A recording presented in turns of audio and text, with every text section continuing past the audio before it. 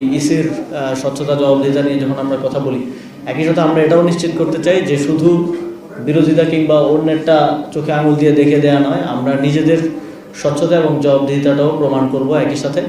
এবং আমরা একটা উদাহরণের মধ্য দিয়ে সেট করব যে বাংলাদেশে আমরা যেটাকে বারবার নতুন বন্দোবস্ত বলছি বা নতুন রাজনৈতিক প্র্যাকটিস বলছি, সেটার উদাহরণ হিসেবে আমরা আমাদের প্রত্যেকটি কাজের মাধ্যমে সেটা দিয়ে যাব।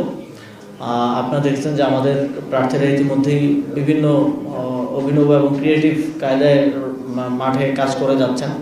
স্বাভাবিকভাবে আমাদের প্রার্থীদের আমরা যেটা দেখলাম যে কোনো প্রার্থীর মতো বিএনপির 1700 কোটি টাকার ঋণ খেলাপি নেই, কিংবা শত শত কোটি টাকার ঋণ খেলাপি এবং বিদেশি নাগরিকত্ব, বিদেশে বাড়িঘর নেই। ফলে এবং আমাদের প্রার্থীরা মোস্টলি হয়তো কেউ রিসেন্টলি চাকরিতে জয়েন করেছিলেন, চাকরি ছেড়ে এসে রাজনীতিতে যুক্ত হয়েছেন জুলাই গণঅভ্যুত্থানের পরে, অথবা কেউ ছাত্র ছিলেন, পড়াশোনা শেষ করেছিলেন, সেই পর্যায় থেকে এসে যুক্ত হয়েছেন।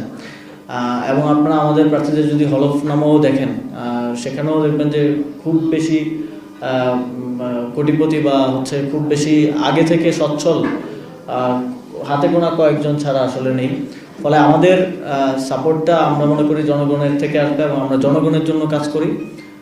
ফলে জনগণের অর্থনৈতিক পলিসি থেকে শুরু করে প্রত্যেকটি ক্ষেত্রে জনগণের সমর্থন, সহযোগিতা এবং পরামর্শ নিয়ে আমরা সামনের দিনে এগিয়ে যাব এবং আমরা আমাদের দিক থেকে দায়িত্বশীলতা এবং জবাবদিহিতাটা সর্বোচ্চ নিশ্চিত করব।